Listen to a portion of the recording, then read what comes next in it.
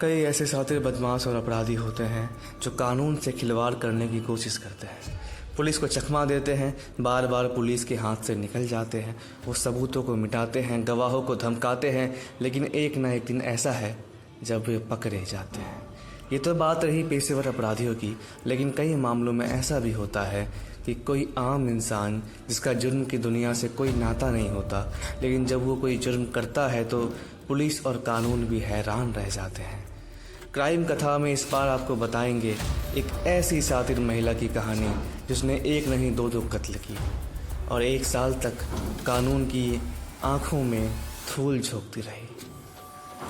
29 अगस्त 2022 गुवाहाटी। उस दिन एक परेशान महिला जिले के नून माटी पुलिस थाने में पहुंची। वहां जाकर वंदना कलिता नाम की उस महिला ने पुलिस को एक तहरीर दी और बताया कि उसके 32 वर्षीय पति अमरज्योति डे और 62 साल की सास शंकरी डे कहीं लापता हो गए हैं। उसने दोनों को तलाश करने की कोशिश की, लेकिन वो नहीं मिले। पुलिस को यह बात बताकर वो महिला रोने लगी। पुलिस ने उसकी शिकायत सुनने के बाद उसे मदद का भरोसा दिया और कहा कि वे जल्द ही उसके पति और सास को ढूंढ निकालेंगे। इसके बाद पुलिस ने उसकी तहरीर पर मामला दर्ज कर लिया और मामले की गंभीरता को समझते हुए छानबीन शुरू कर दी। कजिन ने दर्ज कराई दूसरी शिकायत। पुलिस लापता हुए माँ बेटे का सुराग लगाने की कोशिश कर रही थी। उनके बारे में सभी थानों को इत्तला दी गई थी। आसपास के जिलों में भी पुलिस को उनके बारे में बताया गया, लेकिन उनका कोई सुराग नहीं मिला। फिर भी पुलिस अपना काम कर रही थी। नवंबर का महीना आ चुका था, तलाश जारी था। इस दौरान एक शख्स नून माटी पुलिस थाने पहुंचा। उसने खुद को लापता हुए अमरज्योति डे का कजिन बताते हुए पुलिस को एक तहरीर दी, जिसमें अमरज्योति डे और उनकी मां शंकरी डे के लापता होने की शिकायत के साथ साथ अमरज्योति की पत्नी वंदना पर भी शक जाहिर किया गया था। साथ ही तहरीर में वादी ने बताया कि कुछ दिन पहले उनकी लापता आंटी के बैंक खाते से पैसे निकाले गए थे। फरवरी में दोबारा थाने आई थी वंदना। अब पुलिस के पास एक ही मामले की 2 शिकायत दर्ज थी, लेकिन दोनों ही शिकायतों में एक फ़र्क था। वो ये कि नई शिकायत में पहली शिकायत दर्ज कराने वाली वंदना कलिता पर ही शक जाहिर किया गया था। अब पुलिस भी अलग अलग एंगल से मामले की छानबीन कर रही थी। साल बदल चुका था। इसी दौरान 14 फरवरी 2023 को वंदना कलिता एक बार फिर पुलिस थाने पहुंची और वहां अपने पति और सास के बारे में पूछताछ की। पुलिस ने उसे जांच जारी होने की बात कहकर वहां से रवाना कर दिया। ऐसा हुआ इस केस का खुलासा। हालांकि पुलिस अब उस पर नज़र रख रही थी। उसका नंबर भी सर्विलांस पर था। पुलिस उसकी लोकेशन ट्रेस कर रही थी। इसी दौरान पुलिस को उसकी गतिविधियों पर शक हुआ और पुलिस ने फरवरी 2023 में वंदना को उसके एक साथी के साथ गुवाहाटी से गिरफ्तार कर लिया। अब बारी थी तीसरे किरदार की, तो उसे भी पुलिस ने तिनसुकिया जिले से दबिश देकर गिरफ्तार कर लिया। वंदना के दोनों दोस्तों की शिनाख्त धंती डेका 32 साल की और अरूप डेका 27 साल की तौर पर की गई। अब पुलिस ने तीनों से पूछताछ की तो ऐसी खूनी साजिश निकलकर सामने आई जिसे जानकर सब हैरान रह गए। घर वालों के खिलाफ जाकर की थी शादी। पुलिस को छानबीन के दौरान पता चला कि करीब 12 साल पहले वंदना और अमरज्योति ने अपने परिवारों की मर्जी के खिलाफ जाकर शादी की थी। हालांकि बाद में अमरज्योति की मां शंकरी डे अपनी बहू और इस शादी को स्वीकार कर लिया था। यही नहीं, शंकरी अपने बेटे और बहू की रुपयों पैसे से भी मदद करती थी। लेकिन बाद में अमरज्योति और वंदना के बीच झगड़ा होने लगा। अक्सर दोनों किसी न किसी बात पर झगड़ते रहते थे। जिम में नौकरी करने लगी थी वंदना। घर में विवाद और झगड़े की वजह से वंदना भी खासी परेशान रहने लगी थी। इसी वजह से उसने एक जिम में नौकरी कर ली। वो फिटनेस ट्रेनर के तौर पर वहाँ काम करती थी। शुरुआत में उसकी सास शंकरी ने उसका साथ दिया। वो उसके काम के लिए प्रोत्साहन देती थी, लेकिन ये सब ज़्यादा दिनों तक नहीं चला। अचानक शंकरी डे बदल गई और वो बहू को सपोर्ट करने की बजाय पीछे हट गई थी।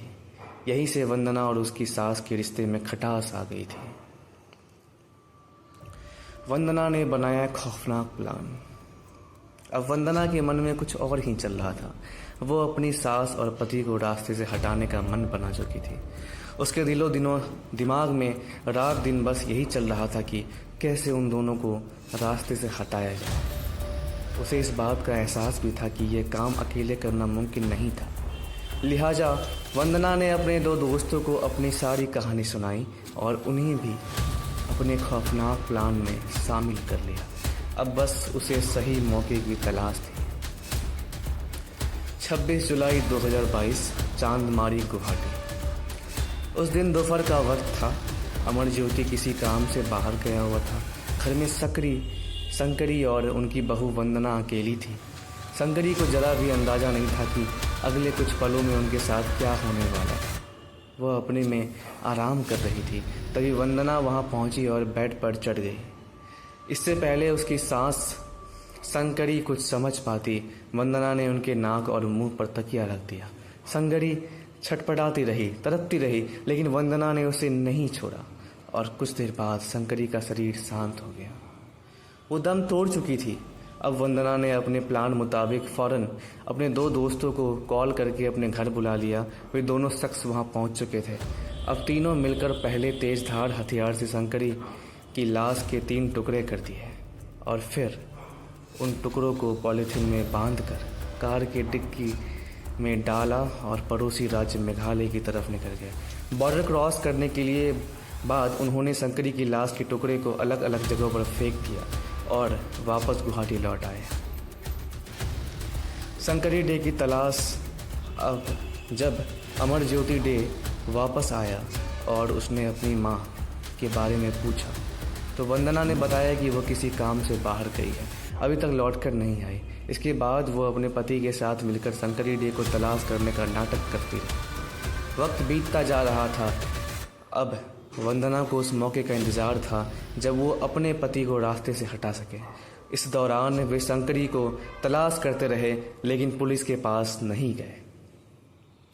17 अगस्त 2022 नरेंगी गुवाहाटी। पुलिस के मुताबिक आखिर वंदना को 17 अगस्त के दिन वो मौका मिल ही गया था जिसकी उसे तलाश थी। उस दिन अमरज्योति डे और वंदना नरेंगी में अपने फ्लैट पर आए हुए थे। वो दोनों वहाँ अकेले थे। इसी दौरान वंदना ने अपने दोनों करीबी दोस्तों को फ़ोन करके वहीं बुला लिया। अब मौका मिलते ही वंदना ने अपने दोनों साथियों के साथ मिलकर अमरज्योति पर एक रॉड से हमला कर दिया। उन्होंने उस पर इतने वार किए कि उसकी मौत हो गई। अब बारी थी लाश को ठिकाने लगाने की। लिहाजा उन तीनों ने शंकरी की तरह ही अमरज्योति की लाश के 5 टुकड़े कर दिए और फिर उन टुकड़ों को पॉलीथीन में पैक कर लिया। फिर उन 5 पॉलीथीन बैग्स को उन्होंने कार की डिक्की में रखा और मेघालय की तरफ चल पड़े। फिर बॉर्डर पार करके उन्होंने लाश के टुकड़ों को अलग अलग जगहों पर फेंक दिया और वापस गुवाहाटी लौट आए। मेघालय से बरामद हुए लाश के टुकड़े पकड़े जाने के बाद वंदना कलिता ने पूछताछ के दौरान पुलिस के सामने दावा करते हुए बताया कि उसका पति नशा करता था। इतना ही नहीं, उसकी कई लड़कियों के साथ दोस्ती थी। इन सब की वजह से ही उन दोनों के बीच आए दिन झगड़े हुआ करते थे।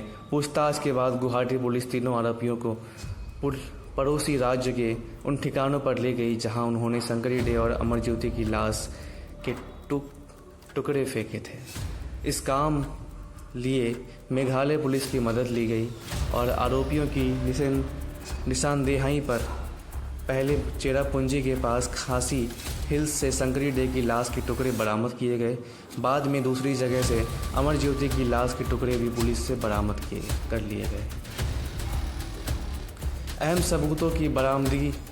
पुलिस ने इस केस की छानबीन के दौरान मुख्य आरोपी वंदना और धंती के मोबाइल फ़ोन, लाश के टुकड़ों को ले जाने वाली कार, दोनों मृतकों के ATM कार्ड, फटे हुए कपड़े और एक कंबल भी बरामद किया। ये वही कंबल था जिसमें शंकरी डे की लाश को लपेटा गया था। ये सभी बरामद सामान फॉरेंसिक जांच के लिए भेज दिया गया।